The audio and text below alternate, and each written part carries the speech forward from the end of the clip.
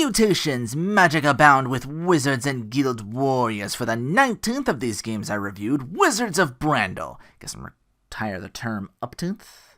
Maybe. Your main awakes in bed, surrounded by not a house because he didn't repay his debts. Apparently Moon Guy is this author of many magic books and has helped a great deal of people. One of which, who happens to be a fan of your work, just comes along and not even a battle in. We get this fan who's a big-time wizard, lived for 250 years and just teleports you to his mansion.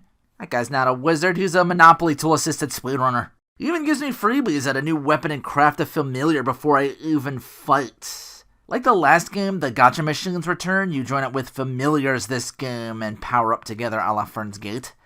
So once again, your main character goes first, then the familiar follows.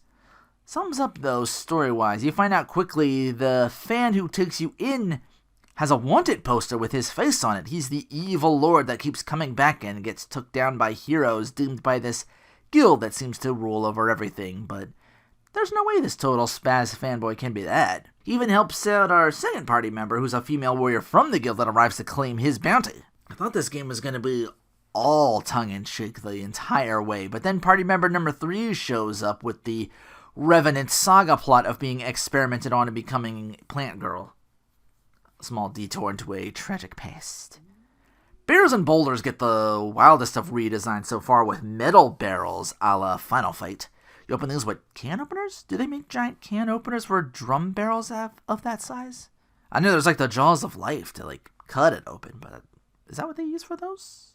Even wilder are these giant pitches to just slice open with machetes to get stuff from. You'll get Vigor Stones, continuing to name stones not after the game anymore, to buy up your EXP increase and all the rest constantly now with the continuation of the gacha-like statues where you fight 3 battles in succession. You will always get 10 stones doing this. So yeah, now you're not just farming for levels, you're just every time you go to that gacha machine, just use that over and over again to farm stones.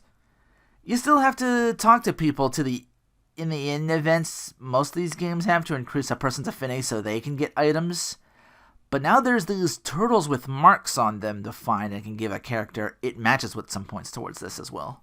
Trophies are simple enough also. What really makes this game stand out is how late character numero 4 shows up.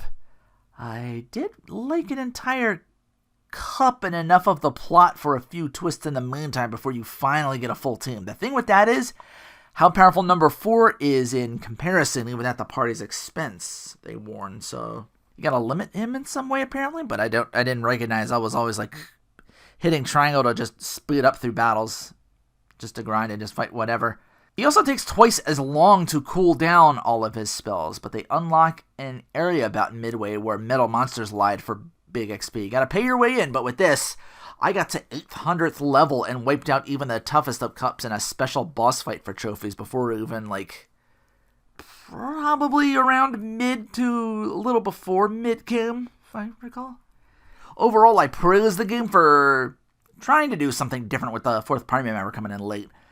I did kind of miss it, but I was seriously convinced they might just 3-party member my team the whole time. And then it turns out there's only 3 slots in battle, so number 4 gets to be behind somebody else. But number 4 has access to all 3 spells, where the other characters get 1 element each and no means to equip to have them learn more. Something I honestly don't mind.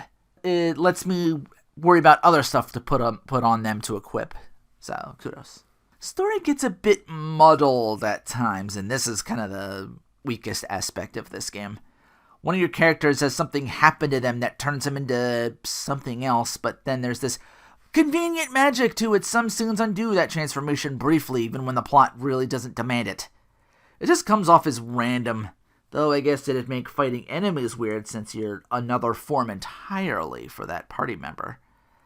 But the transformation is during parts where the story calls for serious moments and the transformed state looks anything but serious. So yeah, in my opinion, it poorly juggled the funny and serious a little bit. I still think it's a good enough experience game-wise overall to bump Legends of the Tetrarchs out of the top 5. So, what's the next game I took? Hearts? See you for episode 20. Until next time, take care and thanks for watching.